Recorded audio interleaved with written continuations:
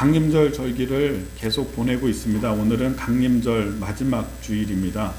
강림절은 예수님의 탄생, 아기 예수님으로 이 땅에 오시는 하나님의 아들 메시아 예수님을 영접하기 위해서 성도들이 성탄절 전부터 4주 동안 초를 밝히면서 예수님이 오시는 성탄을 준비하는, 기다리는 그런 절기라고 할 수 있습니다. 교회력으로 보면은 한 해의 시작이 강림절부터 시작이 되는 것입니다. 그래서 강림절 첫째 주가 새해라고 교회력으로 볼 때에는 새해가 강림절 첫째 주다 이렇게 생각을 할 수 있습니다. 우리가 강림절 때에는 예수님의 은혜와 은총, 또 예수님이 이 땅에 오시는 그 사건, 그리고 그 의미, 목적, 그것을 우리가 잘 기르면서 성도들이 경건하게 보내야 하는 것이죠. 저는 오늘 강림절 마지막 주일을 맞아서 예수님이 이 땅에 오시는 절차에 대한 이야기를 좀 드리고자 합니다. 그 과정에 대한 이야기를 좀 함께 나누고자 합니다. 여러분, 예수님을 하나님께서, 아버지께서 독생자 예수님을 이 땅에 보내실 때에 어느 날 갑자기 그냥 뚝딱 하늘에서부터 멋진 백마를 타고 이렇게 딱 이렇게 내려오는 형태, 그런 형태로 보내실 수도 있으시겠죠. 그러나 하나님께서 예수님을 보내실 때에는 우리와 똑같이, 우리 인간들과 똑같이 인간의 모습을 입고서 이 땅에 오도록 그렇게 보내셨습니다. 어린 아기의 모습으로 태어나는 것이죠. 성경에는 예수님에 대한, 메시아에 대한 그런 언급이 많이 나와 있습니다. 구약 성경에 그 예언서의 말씀에 보면은 예수님에 대한 예언이 많이 있어요. 그분이 어떤 일을 하시는지, 어떤 역할을 하시는지, 그런 예언이 많이 있는데, 그 중에서 예수님이 이 땅에 오시는 과정, 그것을 언급하고 있는 성경의 본문이 오늘 우리가 읽은 성경 말씀입니다. 먼저 이사야서 7장의 말씀에 보면은 예수님이 이 땅에 오시는데 처녀가 잉태하여서, 동정녀죠. 우리가 사도신경에서 항상 고백하는 동정녀 마리아에게 잉태되어서 어린 아기의 모습으로 이 땅에 태어날 것에 대해서 오늘 예언하고 계시는 것입니다. 14절 말씀에 그러므로 주께서 친히 징조를 너희에게 주실 것이라. 보라, 처녀가 잉태하여 아들을 낳을 것이요 그의 이름을 임마누엘이라 하리라. 이렇게 말씀하고 계시죠. 이 이사야의 예언, 그러니까 예수님의 탄생 700년 전부터 선지자를 통해서 예수님이 이 땅에 오시는데 메시아가 어린 아기의 모습으로 태어나게 될 것이다. 그리고 처녀가 잉태하게 될 것이다. 이렇게 예언을 주신 것입니다. 또 오늘 미가서의 말씀을 읽었습니다. 미가서 말씀 우리 한번 보실까요? 하나 넘겨주시죠. 네, 같이 읽어보겠습니다. 시작. 유다 족속 중에 작을지라도 이스라엘을 다스릴 자가 내게서 내게로 나올 것이라. 아멘. 미가서 말씀에는 여러분 예수님이 오시는 장소에 대해서 언급하고 계십니다. 베들레헴에서 만민을 다스릴 통치자가 날 것이다. 이렇게 예고하고 계시죠. 그러니까 하나님이 이 땅에 예수님 보내실 때에 그냥 어느 날 그냥 뚝딱 하고 보내시는 것이 아니라, 하나님이 뜻하셨다고 해서 그냥 바로 보내시고 이렇게 하시는 것이 아니라 먼저 예언자들의 입술을 통해서 예언하게 하시고, 그래서 백성들은 그것을 듣고서 준비하게 하시고 기다리는 시간을 갖게 하시고 난 다음에 예수님 보내시는 것이죠. 그래서 이런 중요한 사건에, 우리가 인생에서 중요한 사건은요 그냥 한 번에 뚝딱하고 하지 않습니다. 미리 그 행사를 준비하기 위해서 여러 가지 절차를 거치고 여러 가지의 과정을 밟으면서 차곡차곡 그 행사를 진행하게 됩니다. 오늘 하나님께서도 독생자 예수님을 이 땅에 보내실 때에 번갯불에 콩 구워 먹듯이 그냥 갑자기 뚝딱하고 하시는 것이 아니라 700년 전부터 선지자를 통해서 예고하시고 하나씩 절차와 단계를 밟으면서 하시는 우리가 과정을 보게 되는 것이죠. 이것이 하나님께서 우리에게 역사하시는 과정이라고 우리가 생각해 볼 수 있는 것입니다. 여러분, 모든 중요한 일은요, 이렇게 절차가 있습니다. 예수님 이 땅에 오실 때에도 동방박사들이 먼저 하나님께서 동방박사들을 역사해 주셔서 저 멀리 갈대아 우르 땅에 있는 동방의 박사들이 별을 보고 찾아오잖아요. 그래서 그들이 준비했던 황금과 유향과 모략을 예수님께 드리면서 선물을 드리면서 경배하는 그런 과정도 보면은요, 모든 축하하는 자리에 빠지면 안 되는 게 선물이거든요. 예수님 태어나셨을 때 선물을 준비한 사람은 누굽니까? 동방박사들. 저 멀리에서부터 선물을 준비해서 오도록 하나님께서 과정을 역사해 주셨다라고 하는 것도 우리가 보게 됩니다. 또한 예수님 태어나기 전에 예수님보다 먼저 태어난 사람이 있습니다. 세례 요한입니다. 세례 요한은 예수님을 준비하기 위해서 이 땅에 보냄을 받은 사람인데, 이 세례 요한이 먼저 태어나야 됩니다. 그런 다음에 예수님이 나시는 거예요. 그러니까 세례 요한이 오지 않으면 예수님도 안 오는 거죠. 이런 절차를 보면은 세례 요한을 먼저 보내서 그리고 준비하게 하신 후에 그 다음에 예수님이 태어나게 하시고, 이런 과정에 섬세한 하나님의 준비와 과정과 절차가 있었다라고 하는 것을 우리가 깨닫게 되는 것입니다. 여러분, 지난주에 우리나라 그 월드컵 축구 대표팀이 이제 16강에 오르게 되었죠. 근데 그 16강에 올려 놓았던 벤투 감독이라고 아주 뛰어나고 유능한 감독입니다. 이 감독이 지난주에 포르투갈로 이제 귀국을 했어요. 돌아갔습니다. 제가 이번 월드컵을 이렇게 보면서 16강에 오르는 과정을 보니까 우리 선수들이 굉장히 열심히 하고 정말 노력을 많이 하는 것을 보게 되었습니다. 그리고 옛날과 좀 다르게 우리 한국 축구 대표팀이요, 굉장히 축구를 잘한다 이런 느낌을 받았어요. 저희 아들하고 같이 봤거든요. 근데 아들이 우리나라 너무 잘하는 것 같다고, 저렇게 우루과이나 또 이런 또 어디죠? 포르투갈 강팀이거든요. 엄청난 강팀인데도 불구하고 하나도 주눅들지 않고 플레이를, 주도권을 가져와서 천천히 서서히 자기들의 이런 플레이대로 게임을 하는 것을 보면서 우리나라 축구가 굉장히 발전했구나 이런 느낌을 받았습니다. 그 과정에서 누구의 역할이 있었냐면 이 벤투 감독의 역할이 굉장히 컸어요. 빌드업 축구라고 하는데, 제가 이 빌드업 축구가 궁금해서 좀 찾아봤습니다. 그랬더니 빌드업 축구라고 하는 뜻이 뭐냐면 이게 축구 용어거든요. 수비에서부터 공을 잡았을 때부터 서서히 상대의 압박을 이기고 패스를 통해 가지고 쌓아나가는 거예요. 그러니까 이거 빌드업 한다라고 하는 것이 세워가는 것입니다. 자꾸 패스하고 상대가 이렇게 내가 공 잡았을 때 저쪽에서 공격수가 막 오겠죠. 공 뺏으려고. 그러면 그것을 빠져나가는 과정부터 해서 약속된 플레이를 하는 거예요.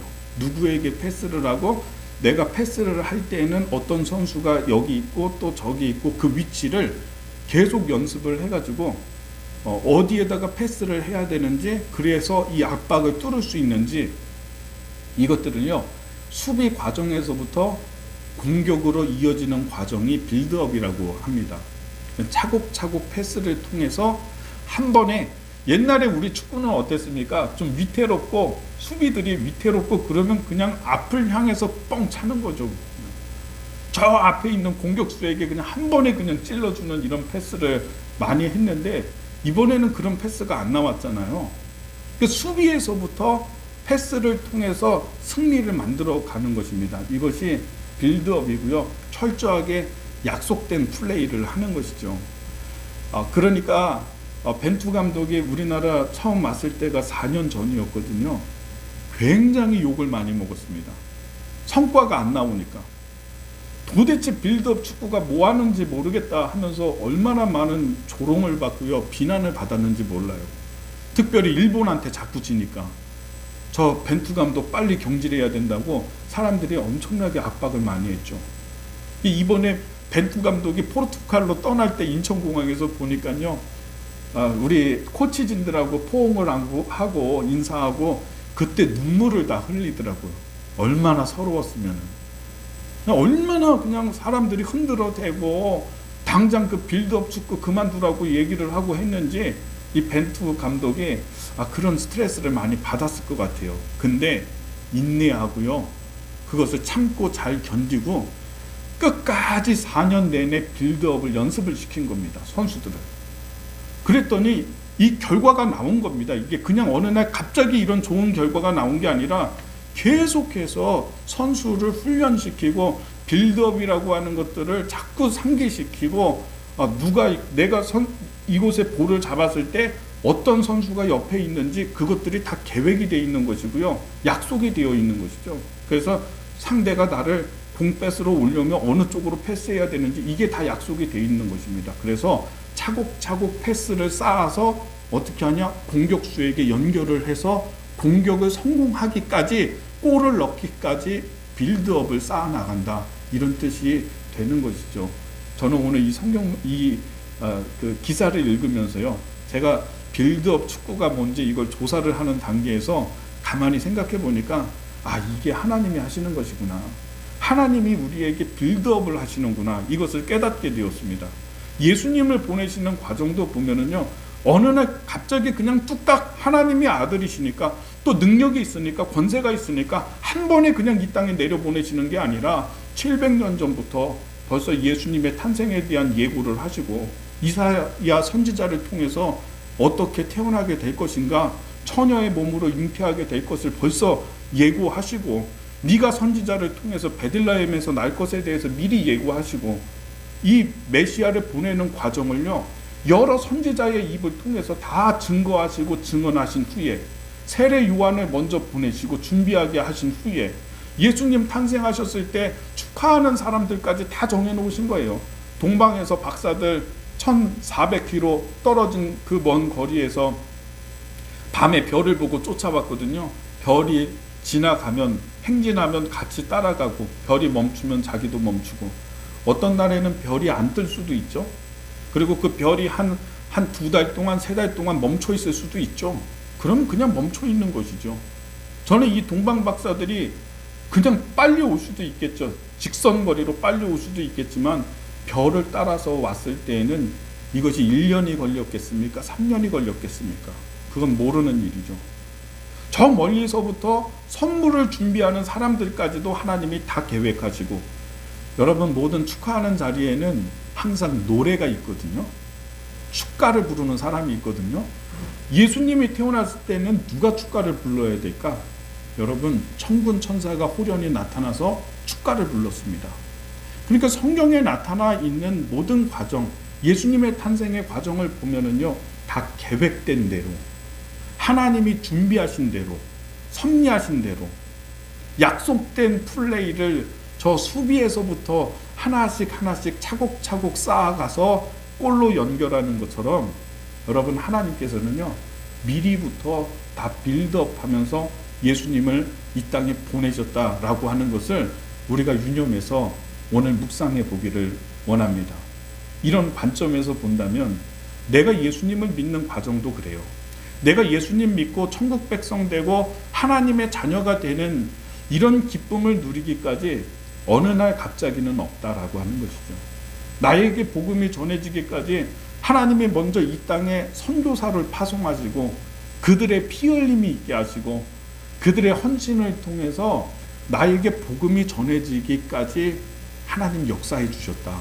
약속된 플레이가 다 있었다라고 하는 것입니다. 차곡차곡 어머니를 통해서, 아버지를 통해서, 친구를 통해서, 또 이웃의 누구를 통해서 전도받게 하시고, 복음의 메시지를 듣게 하시고, 우리 입장에서는 그런 생각이 들어요. 나는 그냥 어느 날 내가 교회 가가지고 은혜 받아가지고, 내가 어느 날 갑자기 성령 느껴가지고 내가 하나님을 영접하게 됐어. 우리 입장에서는 그렇게 얘기하지만은 하나님의 입장에서는 뭐냐면, 나 한 사람 구원받기까지 하나님은 다 준비하신 거예요. 오래전부터, 100년 전부터, 200년 전부터 빌드업이 시작이 된 겁니다. 그래서 복음이 나에게 찾아오게 된 것이다. 역사를 초월하고, 우주를 초월하고, 공간을 초월하고 시간을 초월해서 하나님의 사랑은 나를 찾아오셨다라고 하는 것입니다. 저는 오늘 이 말씀을 우리가 좀 깊이 생각한다면 어쩌면 어떤 분은 우리 가운데 어떤 분은 왜 하나님의 역사는 이렇게 더딜까? 왜 나는 이렇게 하나님께 간구하고 기도하고 바라고 있는데 왜 하나님께서는 바로바로 나에게 주시지 않을까? 이런 생각이 들 수도 있어요. 왜 그러냐면 지금 하나님이 빌드업하고 계시는 거죠. 나에게 정말 좋은 것을 주시기 위해서, 나에게 정말 꼭 필요한 것을 주시기 위해서 하나님은 서서히 저 밑에서부터 하나씩 쌓아가고 계시는 것입니다. 어떤 사람을 통해서, 어떤 사건을 통해서, 혹시 내가 교만하다면 나를 낮추시고, 고난을 통해서 나를 낮추시고, 그래서 하나님이 나에게 진정으로 주시고자 하는 것을 받기까지 하나님의 빌드업은 지금 진행 중에 있다라고 하는 사실을 깨달을 수 있게 되기를 예수님의 이름으로 축복합니다. 여러분, 어느 날 갑자기는 없습니다. 갑자기 이루어지는 것, 한방 로또 복권 당첨되는 거, 이런 거 여러분 기대하지 마세요. 지금 내가 어떤 것을 원한다고 한다면 여러분 서서히 하나씩 빌드업을 해 나가는 것입니다. 어렵고 힘들고 시간이 오래 걸리니까 짜증이 날지라도 하나씩 하는 거예요. 위스턴 처칠이라고 하는 영국의 위대한 지도자가 있죠. 이 처칠 수상이 영국 사람들이 굉장히 존경하는 분입니다.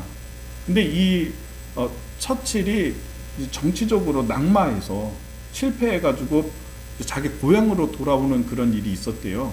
그래서 고향에 돌아와서 절망되고 좌절되고 이렇게 그냥 좌천되니까요. 얼마나 낙심이 됐겠습니까? 근데 어느 날 창문을 이렇게 창밖을 바라보는데 저 멀리서 벽돌공이 벽돌을 쌓는 그런 모습을 본 거예요. 담벼락을 짓는데 그 벽돌공이 이 벽돌에 세멘트를 발라서 하나를 또 놓고, 또 세멘을 발라서 또 하나를 놓고, 또 세멘을 발라가지고 또 하나 놓고, 그리고 또 세멘 칠을 하고, 이렇게 하면서 한 단을 쌓고, 그리고 또 해서 한 단을 쌓고, 저녁 때가 되니까 어느덧 그 벽돌의 담이 완성이 된 겁니다. 그 모습을 보면서 이 윈스턴 처칠이 깨달은 거예요. 아, 그렇다. 실망스럽고 절망스럽고 좌절스럽지만은 내가 할 수 있는 것은 내 눈앞에 있는 거 하나씩 하면 되겠다. 이런 생각을 하셨대요. 그래서 벽돌 하나 또 놓고, 또 벽돌 세면 발라서 또 하나 놓고, 또 세면 발라서 또 하나 놓고, 이렇게 하다가 보면은 어느 순간이 되면은 완성되는 거죠. 우리의 삶이라고 하는 것이 그런 것 같습니다. 제가 작년에 우리 옥상에 가면 옥상에 뭐 30년 전부터 우리 교회에 있었던 소품들 뭐 이런 짐들이요 가득 차 있었어요. 그건 들어가기도 참 어려울 정도로 굉장히 혼잡하고요, 짐이 많았어요. 그래서 제가 그걸 보면서 이거를 정리를 해야 되는데, 하나님 제가 이거 정리해 드리겠습니다. 그랬거든요. 오자마자 그랬거든요. 깨끗하게 정돈하겠습니다 했는데 11월 한 중순 정도에 날이 추운 날이었어요. 사다리 차를 불러가지고 이 짐을 다 빼서 청소를 하는데 얼마나 짐이 많은지, 제가 이 짐을 보면서 언제 이걸 내가 할까 그런 생각이 들더라고요. 먼저는 그 밖으로 그 짐을 다 빼내야지 사다리차로 또 내려가지고 버리지 않겠어요. 그래서 빼려고 하는데 혼자 그걸 다 해야 되니까 막 한숨이 나오는 거예요. 못하겠다 이런 생각도 들고, 근데 그냥 눈앞에 있는 거 하나씩 치우자 이런 생각을 했어요. 그래서 눈에 보이는 거 있으니까 그거 하나 잡아가지고 밖으로 빼내고 마당으로 옮겨놓고, 또 하나 보이니까 또 옮겨놓고, 또 하나 보이니까 또 그거 옮겨놓고, 그러니까 어느덧 다 치우더라고요. 어느덧 깨끗이 다 정리하더라고요. 욕심내지 맙시다. 우리가 한 번에 무언가를 이루겠다고 하지 맙시다. 그냥 수비에서부터 여기서 볼을 뻥 차가지고 저 앞에 나가서 골을 넣겠다는 생각을 하지 말자고요. 하나님이 우리에게 은혜를 주시는 대로 내 눈앞에 보이는 것에 충실하게 하고 하나씩 하나씩 쌓아가는 것입니다. 빌드업해 가는 것입니다. 하나님도 일하시는 방법이 빌드업이에요. 하나씩 하나씩 약속된 플레이를 진행해 가는 것입니다. 우리 교회 소송하고 이렇게 명의 변경을 하는 절차 진행하고 있잖아요. 이것도 빌드업이더라고요. 제가 가만히 보니까. 우리 교회가 이 건물을 구입했다라고 하는 것은요, 그것을 증거를 하나씩 제가 다 찾은 거예요. 저 옥상에 가가지고 자료를 다 뒤지고 지난 주보를 다 찾고 해가지고 저희 사무하고 같이 해가지고 증거 수집을 하나씩 다 했어요. 그래서 처음에는 변호사님이 이건 만약에 어려울 수도 있고 이거 못 찾을 수도 있고 그런 얘기를 했거든요. 불리하다고 했거든요. 근데 해보니까요, 실제로 해보니까 자료들이 나오는 것입니다. 우리가 이것을 구입하고 하나님께 이렇게 했다라고 하는 주보의 내용들, 이런 것들 다 찾아낸 거예요. 그래서 그것을 다 증거 자료로 법원에 제출을 하고, 그리고 과정 가운데 이런 것도 있어요. 이 명의자들이 어디 있는지 지금 찾지 못하고 있잖아요. 그걸 못 찾거든요. 근데 이렇게 찾지 못하게 되면 어떻게 하냐면 법원에서 그것이 그 사람들이 나타나지 않으니까, 찾을 수 없으니까 그냥 국내에서 그 피고인들이 없는 상태라서 재판해서 이 명의 변경을 해라 이렇게 명령할 수 있는 것입니다. 근데 그 과정에서 어떻게 해야 되냐? 우리가 그분들을 찾으려고 열심히 노력했다라고 하는 것들을 그걸 증명해야 돼요. 그것을 차곡차곡 지금 하고 있는 거예요. 2년 거의 지금 1년 6개월이 걸리고 있잖아요. 여러 가지 방법을 다 하는 것입니다. 우리나라에서 경찰청 통해서 그들이 여기 흔적이 있는지 다 찾아보고요. 구청을 통해서 찾아보고요. 또 외교부를 통해 가지고 공문 보내 가지고 문서 다 수집하고요. 이 교회가 이 일을 해결하기 위해서 열심히 노력했다라고 하는 것을 차곡차곡 쌓고 있는 거예요, 지금. 그래서 판사가 나중에 그것을 봤을 때, 열심히 노력했구나. 이 피고인들 찾으려고 굉장히 노력 많이 했구나라고 하는 데이터가 쌓이니까 여러분, 판사는 나중에 판단할 수 있는 것이죠. 여러분, 저는 오늘 한 번에 무언가 뚝딱하고 이루어지는 일이 아니라 차곡차곡 하나씩 쌓아서 단계와 절차를 거쳐가면서 정성스럽게 이루어가는 그런 우리의 태도와 우리의 신앙의 모습이 있기를 예수님의 이름으로 축복합니다. 작은 것에 일희일비하지 마십시오. 작은 것에 흔들리지 마십시오. 하나씩 하는 것입니다. 예수님이 이 땅에 오시는 과정에서도 보니까 700년 전부터 하나님은 준비했어요. 그 전부터 하나님은 준비하셨어요. 그것을 빌드업해서 결과로 나타나게 한 것이 바로 성탄의 날인 것처럼 우리 믿음도 하나씩 쌓아가는, 그래서 하나님의 은혜가 나에게 넘치게 임하게 되는 결과로 여러분에게 나타나게 되기를 예수님의 이름으로 축복합니다. 기도하겠습니다.